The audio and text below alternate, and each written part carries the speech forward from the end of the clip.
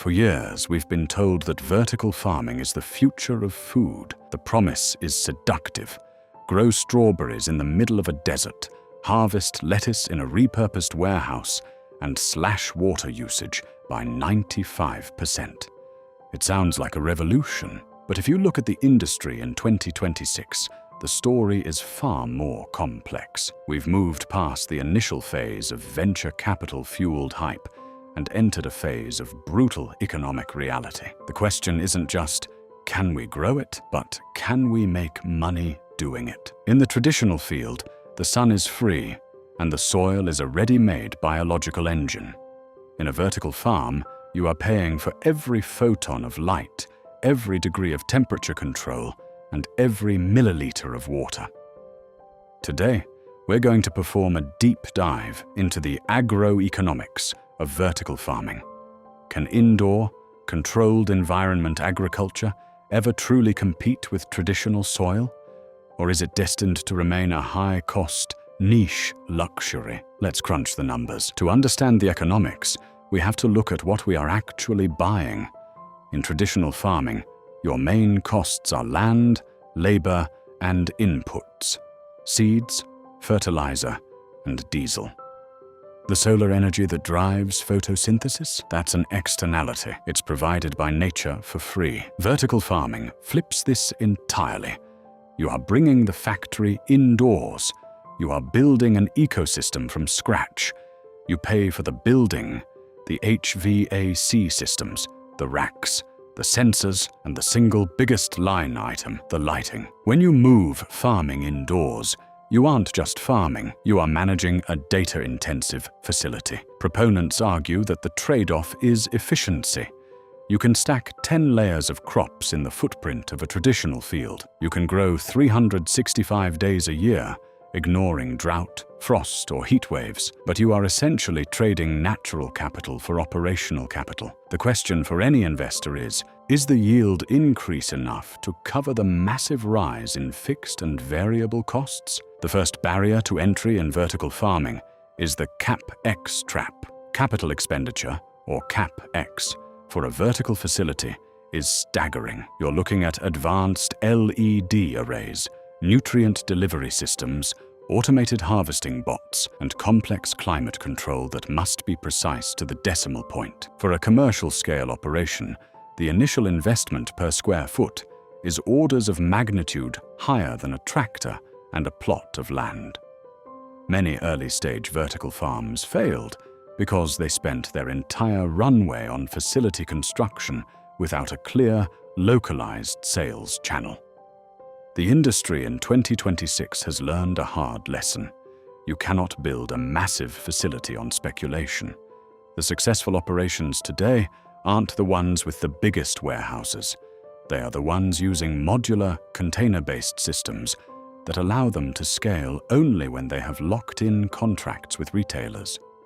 This is the difference between startup speculation and infrastructure investment. Once the lights are on, the real fight begins. OPEX.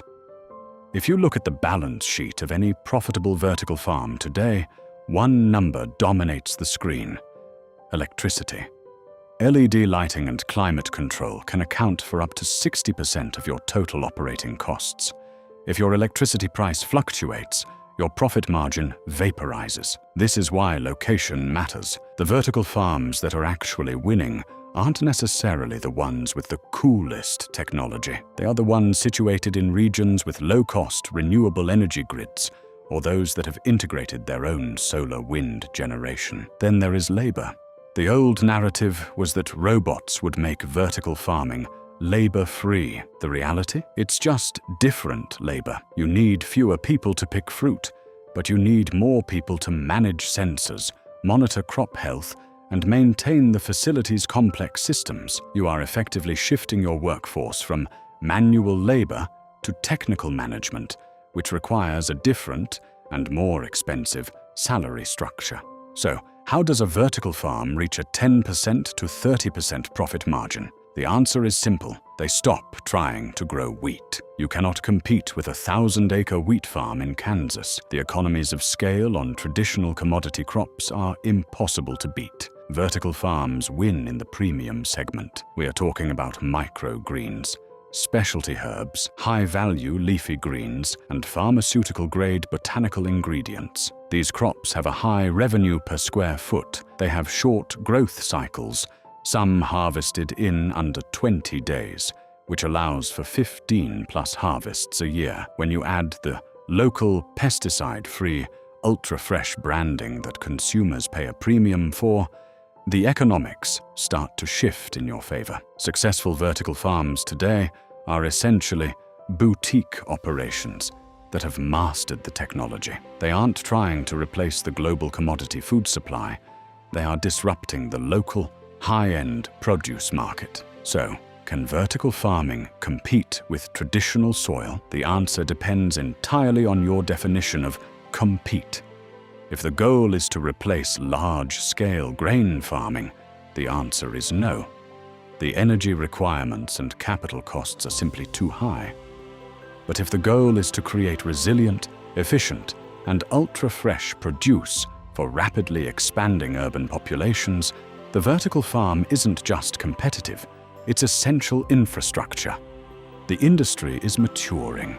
It's moving away from the hype of replacing the world's farms and toward the reality of optimizing the urban supply chain.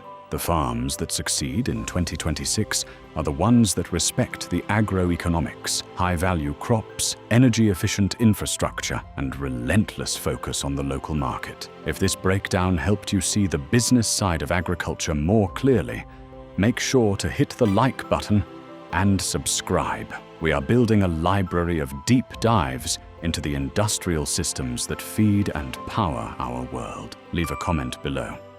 Do you think your local grocery store will eventually be powered by a vertical farm? Let's get a discussion going.